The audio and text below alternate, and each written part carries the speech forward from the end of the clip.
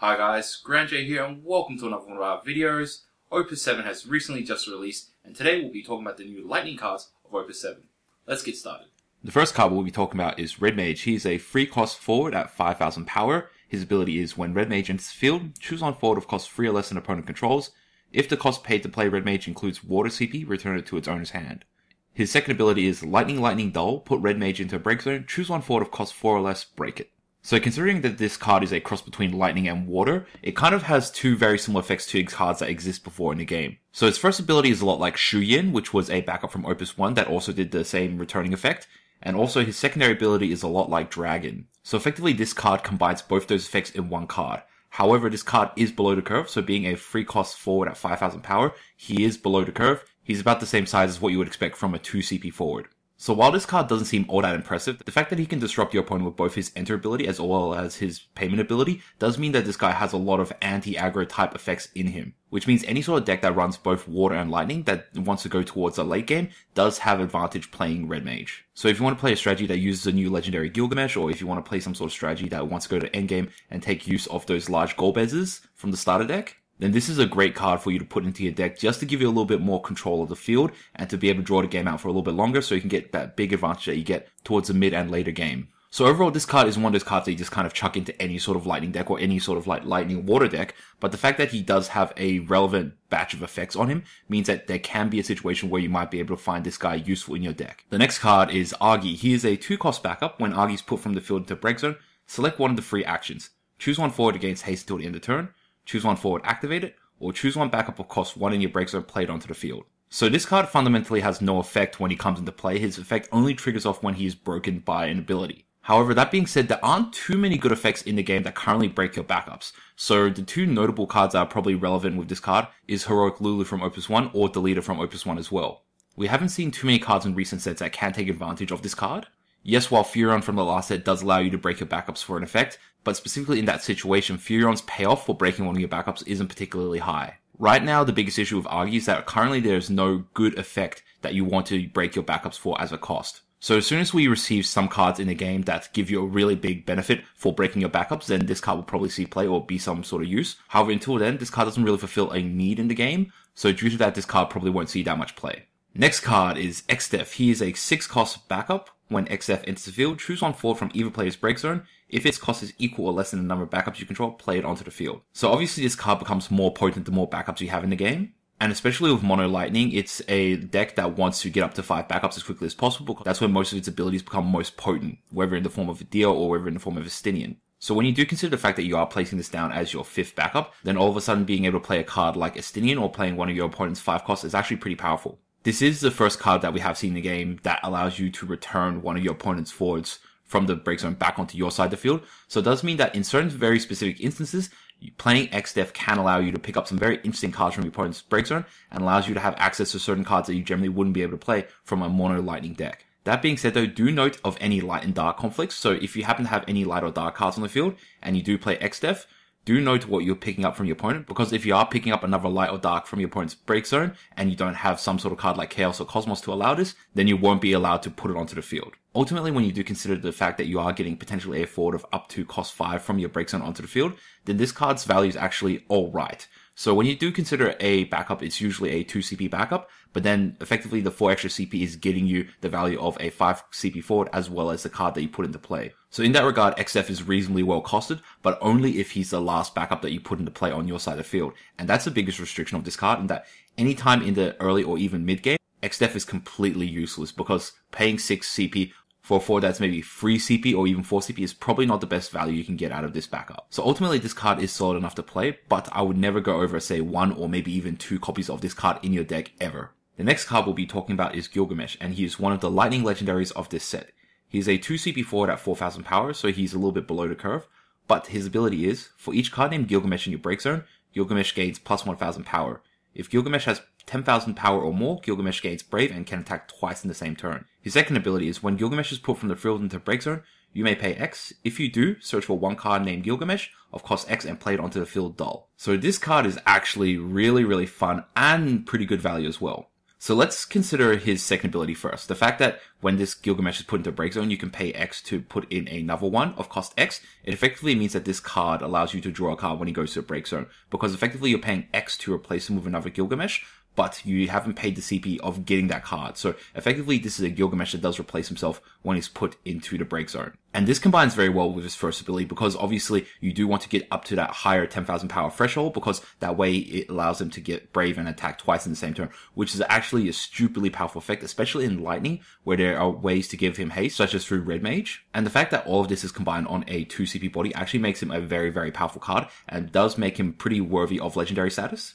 So this card overall is very much similar to Prish from this set as well, in that he becomes more potent or more powerful the more copies of him that are in your Break Zone, as well as him having a pretty relevant secondary ability. So as for decks that want to play Gilgamesh, there are a couple of decks that probably do want to try him out. So first of all, one of the big ideas that came about for him is playing him in Golbez, in that he is a 2 CP forward that you can put into play with Golbez's ability. Additionally, Golbez did have a build in Opus 1 called the Strongest Sword Golbez or Gilgabez deck, and that did allow you to play a card from Opus 1 Gilgamesh that had Strongest Sword, which was a pretty strong S ability in the deck. So straight away, those are two reasons why you would want to play Gilgamesh in Golbez, and that he's another Gilgamesh for you to trigger Strongest Sword with, and he's also a forward that you can search out with Golbez. But not only that, Golbez also tends to play a card called Gipol, which gives all your forwards plus 4,000 power when he enters play.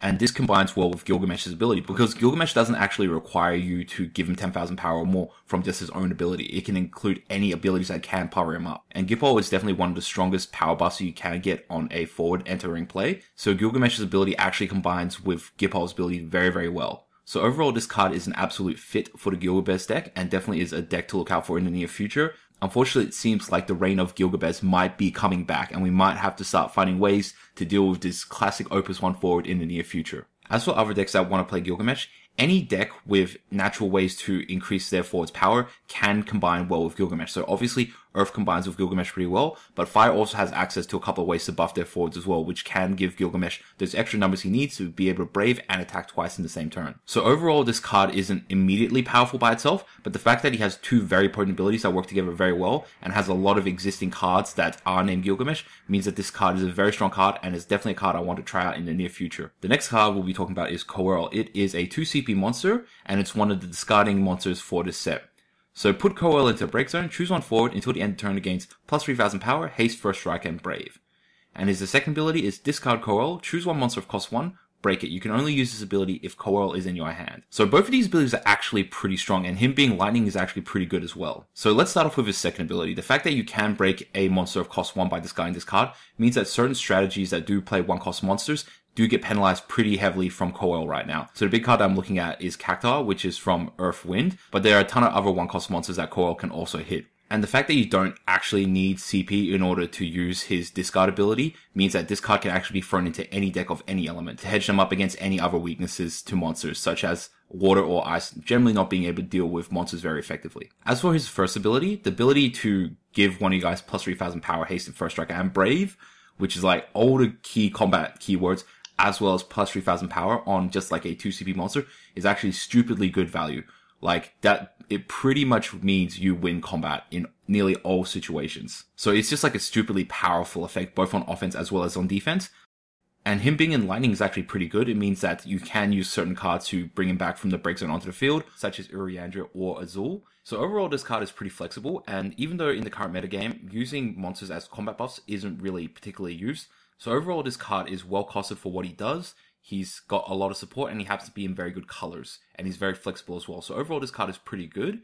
But even though right now in the current metagame, we don't see too many combat buffs being used in combat, if we do find ourselves in a situation where we have a lot more combat on combat buffing, then this is definitely one of those cards I'll definitely be looking at in the near future. The next card is Gladiator. It is a 4 cost 8,000 power forward. It's a standard unit, and when your opponent casts a summon, Gladiator gains plus 2,000 power until the end of turn. So as some of you guys may have seen, this was the card I got to spoil for this set, and this card is so average. There is like very little special about this card at all.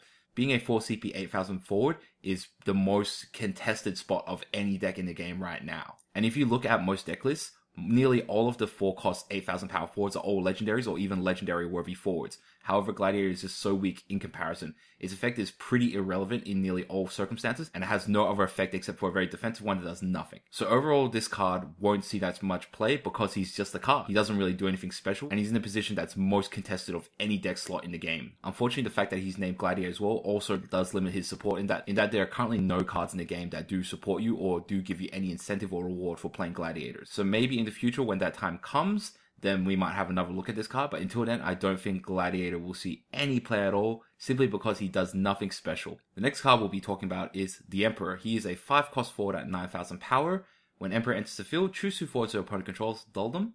During your turn, when a forward opponent controls becomes dull, choose 1 active forward an opponent controls, deal it 3,000 damage. So this card isn't particularly good, but let's break it down. So if you consider his ability to dull 2 forwards something along the lines of Shiva, then you are getting effectively a 5-cost forward at 9,000 power with a Shiva effect attached to him. So as a tempo play, he's not that bad. However, there are some interesting circumstances where you can use his ability to deal with 3 forwards at the same time. So if you do put him into play and you do choose 2 forwards, and your opponent does have a third one that is 6,000 power or less, you can effectively dull those 2 forwards and then deal 2 packs of damage to the third active forward as well. So this card actually has quite a lot of potential in terms of its ability to open up boards. The fact that you can dull 2 guys and the fact that you can subsequently deal another 6k to another guy means that you make your opponent's board very, very weak. As for his secondary ability, this seems like really awkward to use. The fact that when one of your opponent's forwards dulls on your turn, you get to deal 3,000 damage to one of the active forwards. This is something that seems really difficult to take advantage of. Yes, Lightning has a lot of ways to dull your opponent's forwards,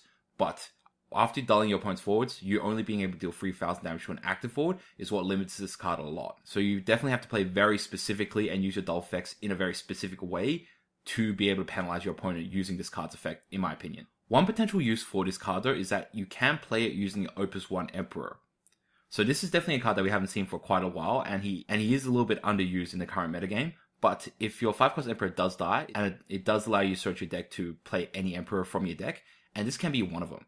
Even though the Emperor does put this Emperor into play dull, the fact that he does dull 2 of your opponent's forwards when he enters play allows you in a lot of ways to effectively end your opponent's combat phase when your Emperor dies. So while it's definitely not a huge reason to be playing the Emperor, the fact that you can pull off some interesting combos with it using the Dark Emperor is pretty funny and pretty interesting for this card. So overall, as this card sits at the moment, it seems a little bit too complex or a little bit difficult to use his second ability to his maximum potential. And because of that, he just doesn't seem all that dependable, especially for a 5 CP forward, which is generally one of those forwards that you want to be using to press your opponent for game.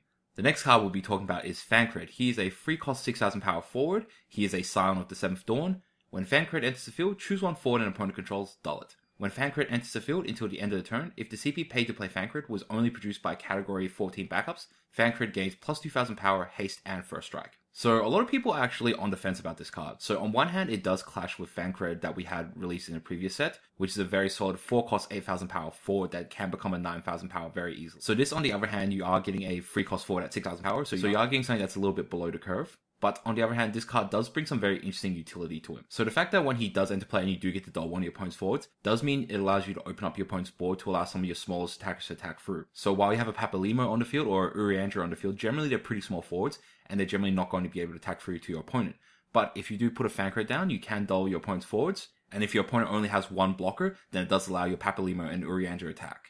Additionally, the fact that he can dull a forward does mean you can set up a good Yida attack as well. So Yida does have a lot of potential to do 5, 6, 7k to your opponent's forward when Yida attacks, but oftentimes your opponent isn't really attacking you while you have a Yida on the field. So in those circumstances, playing Thancred to dull one of your opponent's medium-sized guys not only lets your small attackers get through, but also sets them up to be in a dull state where Yida can then subsequently deal enough damage to finish them off. So there definitely are uses for this card. Even though he does clash with the existing Thancred, he does bring some very interesting utility to him that is very relevant to the Scion of the 7th Dawn archetype. So because of that, I definitely do foresee this guy seeing some play, even as like a 1-off, 2-off in your deck, which gives you options to play either Thancred depending on which situation comes up. And the fact that you do have Minfilia and allows you to search for any Scion of the 7th Dawn in your deck does allow you to pick very specific Thancreds depending on which situation you want to use. So the next card we'll be talking about is Zapped.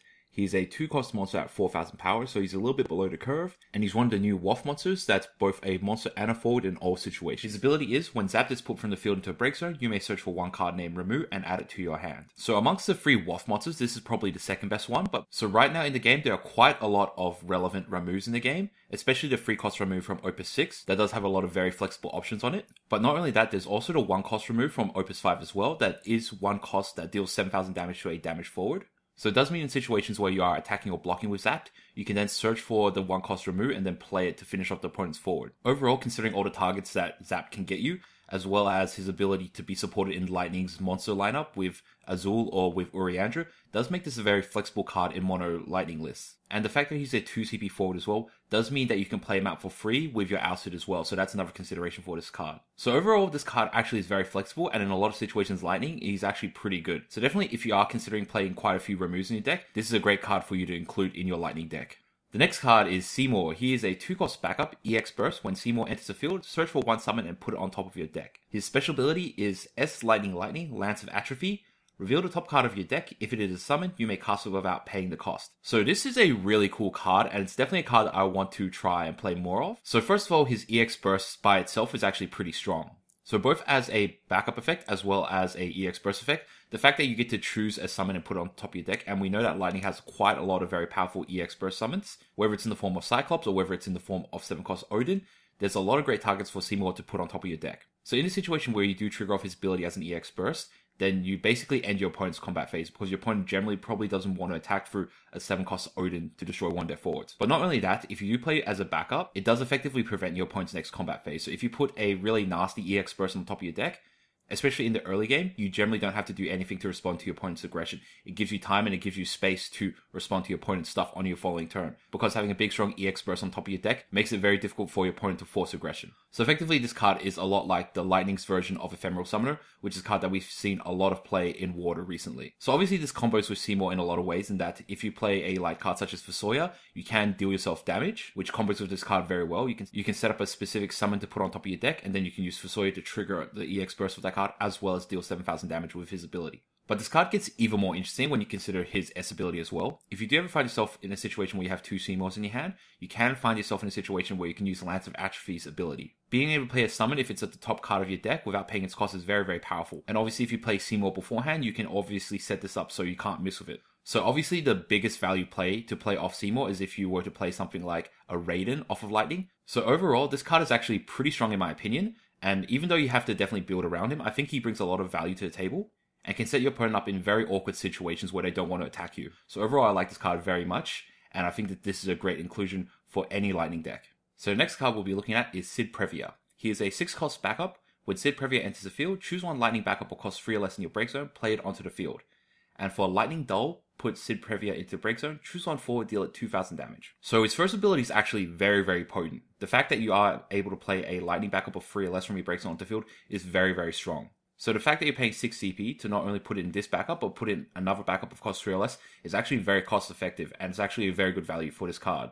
So at the very worst, even if you're putting a 2-cost Lightning backup into the field, you effectively just discarded 2 cards to put 2 Lightning backups on the field. As for his second ability to break himself to deal 2,000 damage, this is pretty underwhelming, but the point of this card is just so he can break himself so you can use his ability again. So definitely in that regard, it's pretty solid because it's more of a utility ability as opposed to an ability that you want to use proactively. But the fact that there are no restrictions on what you can deal damage to is pretty good. Generally with Lightning backups or Lightning cards, you either have to deal damage to a damage forward or deal damage to an active forward, and the fact that he can deal damage to any forward with no restrictions is actually pretty good for Lightning.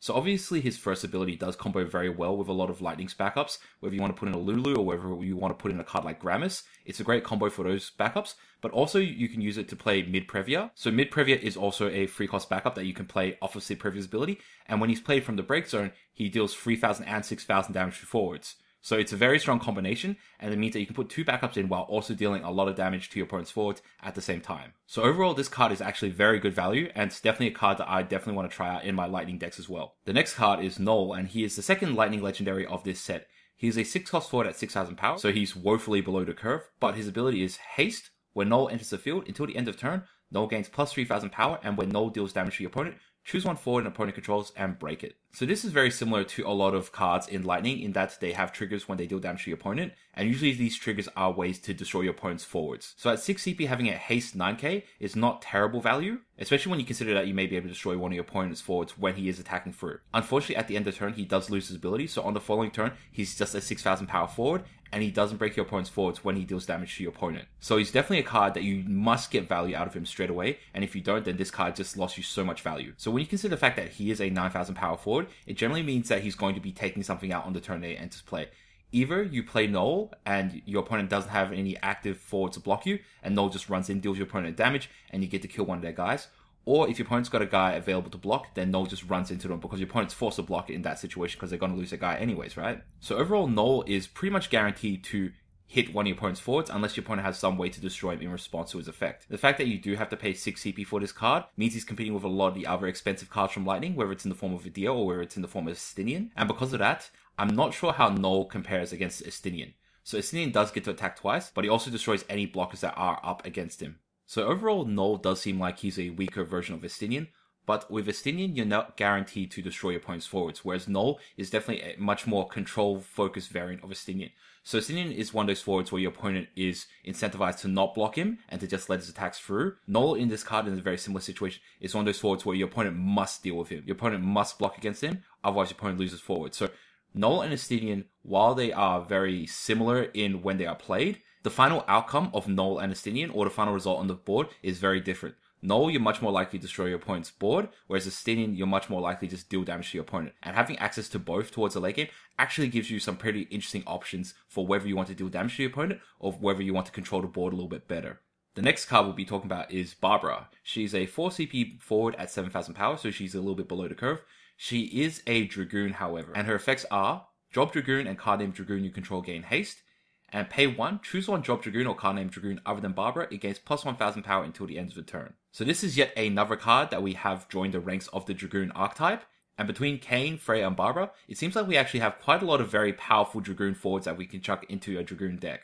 So whilst Kain is one of those forwards that increases the base power of your Dragoons, Barbara augments them and gives them the ability to gain haste, which is actually a pretty relevant effect on Dragoons as well. Unfortunately, haste is one of these abilities that is often included on Dragoons. So if you have Rose on the field while you have Kain, Kain has haste, Freya has haste, and quite a few other Dragoons have haste as well. So this effect is typically most relevant with the standard unit Dragoons that don't have haste on them. But the fact that she gives herself haste and standard unit Dragoons haste as well is pretty handy as well. As for her second ability, this is what actually makes this card pretty interesting.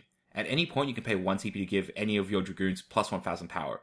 So typically most of your Dragoon standard units are around the 6,000, 7,000, 8,000 power mark, and having Barbara give them plus 1,000 power whenever you need to does allow your Dragoons to attack through larger forwards, so it gives you a pretty good pressure tool. So ultimately I think this card is pretty good. It definitely fits into the Dragoon archetype pretty well, and the fact that it can give them a little bit extra combat pumps is actually very good. And whilst people say that Dragoons are bad, I actually don't think that it's a very bad deck to be playing at all. I think it's a very solid casual deck to be playing, and I think that this card is going to bring it up to the next tier of local casual play. The next card we'll be talking about is Flamborg. It's a 2 CP monster, and it's one of the transforming monsters from this set. So its ability is, when a forward of cost 3 or less an opponent controls, it's put from the field into a break zone.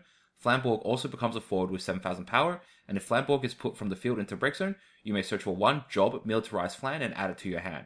This effect does not end at the end of turn. This ability will not trigger if Flamborg is a forward. So amongst the transforming monsters, this is one that your opponent can sort of proactively prevent you from being able to trigger. So whilst free cost forwards are definitely one of the most common forwards in the current metagame, if your opponent never puts down a free cost forward, you will never be able to trigger off Flamborg's ability. And whilst you are getting a 2 cost 7,000 power forward when he does transform, the fact that when he dies, you search out for another copy of him isn't particularly that good. So when you consider that every time you play this guy, you have to trigger off his ability to transform him into a forward, it's actually a pretty tedious monster to be playing in your deck. Not only that, if you do happen to draw your extra Flamborgs from your deck to your hand, then this card's effect becomes completely irrelevant. So even in the most optimal situation, where you don't draw your extra Flamborgs, you play the first one, it dies, you get a second one, and then you play the second one, it dies, you pick up the third copy of Flamborg, you don't even play it. And that's in the most optimal situation, you get 2 Flamborgs. So in any situation where you draw your Flamborgs early, his effect becomes completely wasted. Not only that, you might be in a situation where you put a Flamborg down, preparing to transform him into a forward, But on the following turns, after you do transform him into a forward, you happen to draw your extra Flamborgs, and all of a sudden you've got no Flamborgs in your deck to use his ability with. You're kind of stuck in a situation where you're getting no value out of him. So ultimately, this card is an effect that you can always easily trigger, and the payoff for this card isn't particularly good. So overall, because of that, he's probably the weakest amongst all these transforming forwards, and because of that, I don't think this card will see any sort of play. The next card we have is Cannoneer. It is a 2 CP backup, and it's very similar to a backup that we've had in the past, and its ability is Lightning Dull, put Cannoneer and 1 forward into a break zone. Choose 1 forward, deal it 7,000 damage. So in terms of its CP costs, for Lightning Dull to deal 7,000 damage, that's actually pretty well costed. However, you do have to sacrifice one of your forwards in order to trigger off its ability though. So in most circumstances, this is actually a pretty expensive ability, and the payoff isn't particularly good for destroying one of your forwards. But I actually think that this card's ability isn't as bad as people say it is. So when you consider this card is very similar to a water summon in the form of Famfrit, and that's a card that's played a lot in water decks. So in a similar vein, Cannoneer has a very similar effect. So first of all, if you just have weak disposable forwards, using Cannoneer is exactly the same as you using Famfrit. Similarly to Famfrit, you can also use this Cannoneer in situations where your forwards are inevitably going to die anyways. So if your opponent is using some sort of removal or nuke ability on your forwards, you can always use your Cannoneer's effect in response to destroy your forward and deal 7,000 damage to one of your opponent's forwards. Just in the same way that your opponent will generally use Famfrit on you. So when you do consider those specific niche situations, Cannoneer becomes very cost effective for what it does. Not only that, it can be used to clear out your forwards to allow you to play other forwards of the same name as well. So one of the biggest issues with Lightning is that it's got a great forward in the name of Alcid, but when you do play Alcid and you destroy one of your opponent's forwards, sometimes it might be a little bit annoying having that Alcid on the field, because you might want to play another Alcid in the future to use his ability, but because you already have an Alcid on the field, you can't get access to that ability. You can't put another Alcid down on the field. So Cannoneer does allow you to wait to sacrifice this Alcid, deal a good amount of damage at a very cost-effective rate, and clears up your board so you can play Alcid again. A third and final use for Cannoneer as well is, in certain situations, you may want to blow up your forwards in response to some of your opponent's summons or abilities. So if your opponent's playing a Diablos or playing a card like Glacial Bolus, they have to have a target in order to trigger off their second abilities. So in the form of Diablos, your opponent has to be able to target one of your forwards in order to reactivate their back. So if you do your Cannoneer in response, because your forward is no longer in play, the effect will fizzle and your opponent won't be able to reactivate their backups with Diablos. Same thing with Glacial Bolus as well. If your opponent is trying to destroy one of your guys and make you discard a card, if you destroy your forward in response, because the target no longer exists on the field, Glacial Bolus also fizzles out, so you don't discard his card as well. So there are very niche and interesting situations where Cannoneer can be used as a very interesting tech play, and because of that, I don't think this is a card that people can just write off immediately whatsoever. The next card we'll be talking about is Mystic Knight. It's a 2 CP backup. Lightning Dull, put Mystic Knight into a break zone, choose 1 damage forward, break it. So this is just a recategorization of Black Mage that we've had from Opus 1. It's still effectively the same card, but it just has been changed to Category 5 right now, which means it has benefits when played with Bart or Faris. So Mystic Knight is definitely a solid backup, and it's one that we haven't seen in play for quite a while, but it was played quite a bit in Wind Lightning back in Opus 4, which is definitely still a very playable competitive deck for the modern metagame. And considering how Bartz is in Wind as well, we might see Wind Lightning make a bit of a resurgence as a deck with the new Bartz to add in a couple of new interesting tricks as well. The next card we'll be talking about is Mid-Privia. It's a free CP backup. When Mid-Privia enters the field, choose 1 active forward, deal it 3,000 damage. When Mid-Privia enters the field from the break zone, choose 1 active forward, deal it 6,000 damage. And his third ability is discard 3 cards, play Mid-Privia onto the field. You can only use this ability during your main phase and if Mid-Privia is in your break zone. So when you do play this card from your break zone, you get both triggers of this ability. So you not only deal 3,000 damage to an active forward, but you also get his second ability to deal 6,000 damage to an active forward as well. Do note that both these abilities, you don't have to choose the same target, so you can deal 9,000 damage to one forward, as well as dealing 3,000, 6,000 damage to 2 separate forwards as well. So when you consider his third ability to discard 3 cards to put him into play, you're effectively paying 4 CP to put it back up into play. So considering how you're getting 9,000 damage with that, as well as putting it back up into play, it's actually pretty cost effective for what it does. Not only this, but the fact that you can discard light or dark cards from your hand in order to trigger off his ability means that if you are playing a heavy amount of light or dark cards in your deck, you can get rid of those extra versions to put Mid-Privia up from your break zone onto the field. So overall, this card is actually pretty good value, and especially with cards such as Heroic Lulu, where you can destroy your backups proactively, having a card like Mid-Privia combos into that very, very well. Not only this, having him in the break zone just gives you the option to play him any one of your turns, so you can discard him early to play your other backups, and on any specific turn when you might need 9,000 damage worth of removal, Mid-Privia is always an option for you by discarding 3 cards. So it's definitely not a backup that you have to put into play, but it's definitely one of those cards that you can just pitch early on, and you can always have the option to play it later on. And that's what makes this card really strong in my opinion. The fact that you can always reserve his ability for any situation where you might need it. So because of this, I think this adds a lot of flexibility to the deck, and it's definitely one of those cards I want to try out in the near future. Not only this, but there are no elemental requirements when you use his third ability. You can always just discard 3 cards from your field. So you can always just discard 3 cards from your hand to put mid-preview from your break zone onto the field. So when you consider that, this actually opens up a lot more options for mid-preview to be played in a whole lot of other elements and other decks. And because of that, this card actually seems very, very flexible, and it's worth trying him out in other decks that might have a large hand size, or might have a large amount of lighter dark cards that you might need to use his ability for. The next card we'll be talking about is Lightning. She is a 2 CP backup. Dull, choose one category 13 forward you control, it gains haste until the end of turn. So this card is very similar to a Lightning backup that we already have in the game called Red Mage, which already for Lightning Dull, you can give any forward haste. So comparing Lightning to Red Mage, Lightning does require 1 less CP, so it is a little bit cheaper to use, but it's a lot more conditional and a lot more situational to using her ability. However, on the positive side, Lightning is a Final Fantasy 13 character, which means that if you are playing specific cards that do want you to have more 13 characters on the field, whether it's in the form of Fang or whether it's in the form of Sarah, then Lightning does pair into those very well. So while Lightning does give haste to forwards, you typically won't be playing her in a Lightning, because a lot of Lightning forwards already have haste, and Lightning already has an inherent way to play Red Mage. But what makes Lightning really relevant is if you play in a Final Fantasy 13 deck, whether you play it in Ice or whether you play it in Fire, having Lightning give haste to one of the Final Fantasy 13 forwards, which at the moment are actually pretty strong in the meta game, can be a very interesting and relevant play. Not only that, but there's a lot of support for this card as well. So if you happen to play 4-cost Snow from Opus 5, so even in situations where you aren't playing Lightning in your Final Fantasy 13 build, you can always play the Ice Snow and put this Lightning into play without requiring you to have any Lightning backups. So if you were going to play a Final Fantasy 13 build that wasn't going to play any Lightning cards, this is a nice addition, especially since you can put it in play via Snow's ability. So the next card we'll be talking about this set is Remove. It is a 4 CP summon. EX Burst, choose one forward, it loses 7,000 power until the end of the turn. If Remove results from an EX Burst, it loses 8,000 power until the end of the turn instead. So just like every summon in this set, this is a summon that is generally overcosted for what it does, but has a slightly more potent ability when you trigger it off as an EX Burst. So this card is a lot like Ifrit from Fire, and we said that that was pretty bad, but in this case, Remove's ability makes a forward lose 7,000 power when you cast it, and that's generally a lot better than just dealing a forward 7,000 damage. And because it reduces power instead of deals damage to opponents' forwards, it can be used as a combat trick as well. So if you are attacking or blocking with a forward, playing Remove on your opponent's forward will generally force it into a situation where you will just instantly win the fight. That 7k power swing is a huge swing, and generally just forces fights to go completely in one way. In a lot of cases, it will just cause a lot of forwards to instantly die as well. So it is a card that's definitely castable, but when you do consider that it is a 4 CP summon, it now stacks up against the other 4 CP summons in the game, which is Odin and Exodus. And both of those have very strong removal potential as well. Unfortunately, those summons don't have EX Burst. So depending on how you want to build your deck, whether you want to go more heavy on EX Burst summons,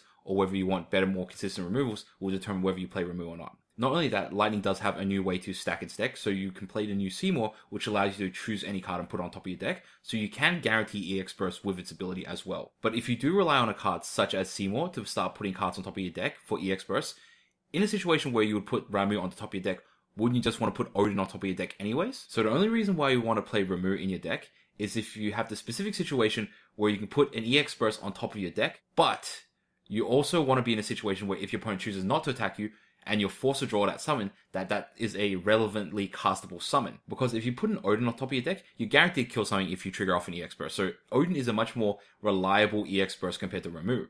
But in the situation where your opponent doesn't attack you, and you have to draw the card off the top of your deck on the following turn, having a Ramuh in hand is slightly better than having an Odin in hand, arguably. And those are a very, very specific set of instances. And because of that, I don't think the benefits of Ramuh really outweigh it compared to having other cards in your deck. The next card we'll be talking about is Ramza. It is a 1-cost forward at 2,000 power. If Ramza has 4,000 power or more, Ramza gains haste. If Ramza has 6,000 power or more, Ramza gains brave. If Ramza has 8,000 power or more, Ramza gains first strike. Pay 1 lightning, Ramza gains plus 2,000 power until the end of the turn. So this is a card that I like very, very much. Similar to Gilgamesh that we spoke about earlier in this video, and Ramza from a previous set, Ramza doesn't inherently need to power itself up using its own abilities in order to trigger off these thresholds. So if you can naturally build your deck in a way to give it buffs, whether it's in the form of natural buffs such as Ophelia or Lulu, or whether you have buffs from other cards that you put into play, Ramza can gain all these extra keywords from those additional other abilities. That being said though, the fact that you can just pay lightning to give it plus 2,000 power in the turn is actually very, very, very cost effective. Generally, you're lucky if you can pay 1 CP to give your forward plus 1000 power, but the fact that Ramza can pay 1 lightning, give it plus 2000 power for each lightning that it pays is actually really cost effective. Obviously, this card is most relevant in a mono lightning deck because that way you'll get to proc his ability most often. But when you do consider the cost that you have to pay to put this guy in, at the very least, you can make it a 2 CP haste forward. So you can pay 1 CP, put this guy into play, another lightning, put it up to 4000 power threshold, and just send it in, right? So it's an extremely cheap and efficient haste forward that you can put into play. Obviously, it does cost you a lot over the long course of the game if you do want to use this ability multiple times. But in terms of if your opponent has a clear board, you can just send Ramza in very easily. If your opponent does have a field though, Ramza is still pretty relevant. It actually becomes very difficult to block Ramza because of his payment ability. So even though his base power is low, the fact that you can pay any amount of lightning CP to increase his size means that dependent on what your opponent wants to block with, you can always juice your Ramza to be bigger. Which means in the early game, this card can be used as just like an aggressive haste attacker. But in the late game as well, he can also turn into a really large forward that's just going to beat through your opponent's board. Because of the flexibility that this card offers and his ability to increase his power on demand, I really like this card and I think it's a very flexible and it's a really strong card to be playing. Obviously, the biggest restriction of this card is the fact that it requires a lot of lightning CP in order to do. So pretty much this card is only playable in lightning decks. And even though he is a knight, I think that it's unwise to play him in a knight deck because you just don't have access to too many lightning backups in those knight decks. But overall, it's a fantastic card. I like it, and it's got a great piece of artwork on it as well. And finally, the final lightning card of the set is Dragoon. It is a 2 CP forward with 5000 power. When Dragoon enters the field, choose one forward. If the cost paid to play Dragoon included win CP, it cannot be blocked this turn. So a lot of people looked at this card and said that this is a bad Dragoon card. So yes, it is a bad Dragoon card. Because if you're playing Dragoons, you don't have access to wind.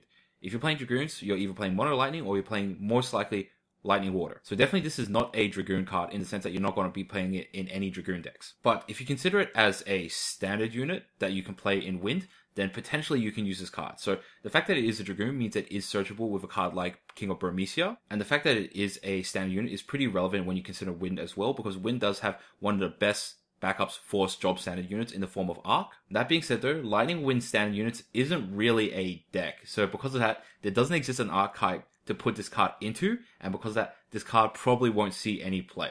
So guys, what do you think? Were there any cards that are overrated or underrated? What cards do you think that I might have missed something out on, or what cards do you think that I might have judged a little bit too harshly? Do let me know your thoughts and opinions in the description below. If you have any cool ideas, do feel free to share them as well. I do love hearing feedback from you guys. If you guys enjoyed this video, please feel free to like and subscribe. I'll be putting out a whole much more content about the Final Fantasy TCG in the near future. I hope you guys enjoyed. Until next time, Grand J out.